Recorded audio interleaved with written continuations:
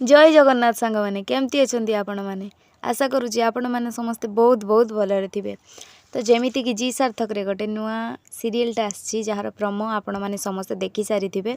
से हिरोइन रो चेहरा रिविल होती सत किंतु किंतु हीरोर चेहरा रिविल होनी से समस्त ओडिशावासी मनरे गोटे सन्देह से सीरियल रो हीरो किए हिरोइन मानक तो आपण मैंने समस्ते देखी तेणु आपण मैंने चिंता करंतु नहीं।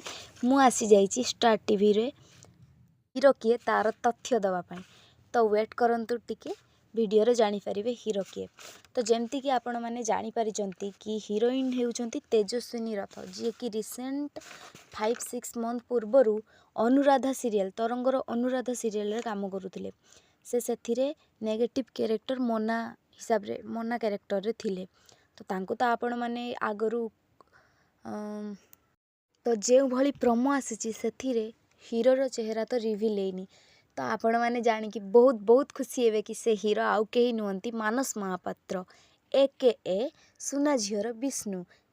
आज्ञा हाँ ठीक शुणिचंती सुना झील जी कि 2 वर्ष हेलानी टीआरपी लिस्ट रे नंबर 1 से ही सीरियल रो हीरो आपण मानकर प्रिय विष्णु एवं प्रियांक जोड़ी सुना झील बहुत बहुत भल पाइबा पाइचंती समस्त पब्लिक को पाखकरू। सेथिरे अंकिता मिश्र एवं मानस महापात्र 2 जण थिले जो 2 जण को जोड़ी को प्राय समस्ते पसंद करिसंती। तो 2 मास हेलानी 2-3 मंथ्स आगरू सुना झील बहुत बहुत बड़ गोटे लीप आसिला।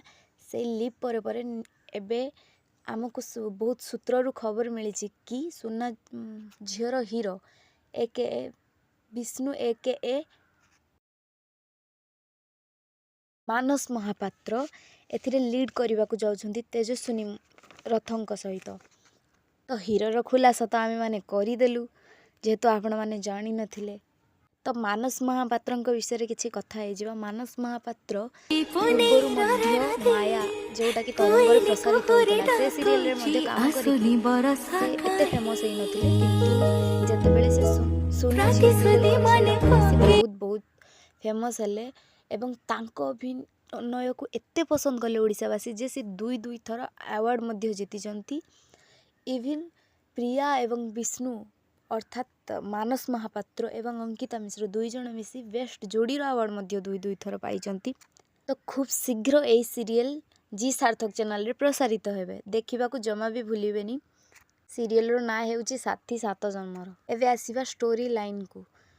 तो मु जतिकी भाबुची आपण माने बधे हिंदी रे गोटे सीरियल देखथिबे पवित्र रिश्ता जदियो देखि नांती एटा सही सीरियल रो कॉपी। धन्यवाद एवरीवन।